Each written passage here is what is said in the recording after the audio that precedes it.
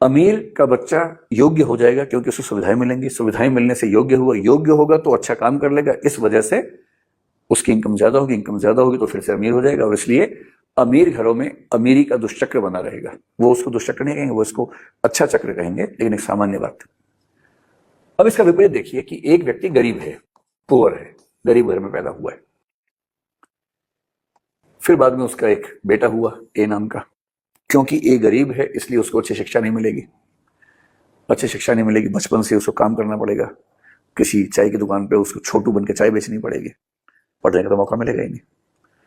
और इस वजह से ये बच्चा बहुत एबल नहीं हो पाएगा, ये आप कह सकते हैं कि अनेबल किस्म का बच्चा, अयोग्य किस्म का बच्चा होकर रह जाएगा। और जब ये अनेबल हो जाएगा तो सीधी सी बात है कि इसको अच्छी नौकरी मिलेगी नहीं, और इसलिए इसके इनकम का लेवल बहुत कम रहेगा। जब इनकम का लेवल कम रहेगा तो ये जिंदगी भर गरीब रहेगा, और फिर ये गरीब रहेगा, फिर इसका बच्चा वो गरीब, उसका बच्चा फिर वो गरीब होगा।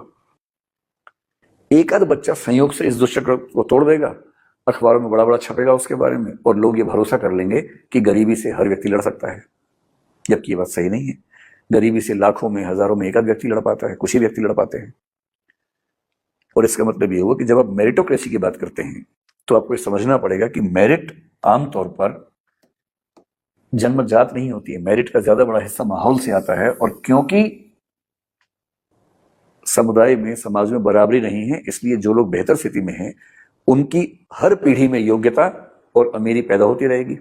और मेरिटोक्रेसी के नाम पर दरअसल जो प्लूटोक्रेसी होती है, जो समाज के अमीर लोग हैं उनका शासन होता है, वो पीढ़ी दर पीढ़ी चलता रहता है, और गरीब लोगों को या पिछड़े व्यक्तियों को अयोग्य कह कहकर हर पीढ़ी में हम खारिज करते रहते हैं। इसलिए मेरिटोक्रेसी दरअसल मेरिटोक्रेसी ना होकर के प्लूटोक्रेसी है, अमीरों का साम्राज्य है, क्योंकि उनको सुविधाएं मिलती हैं इसलिए वो ज्यादा योग्य अपने आप को साबित कर लेते हैं।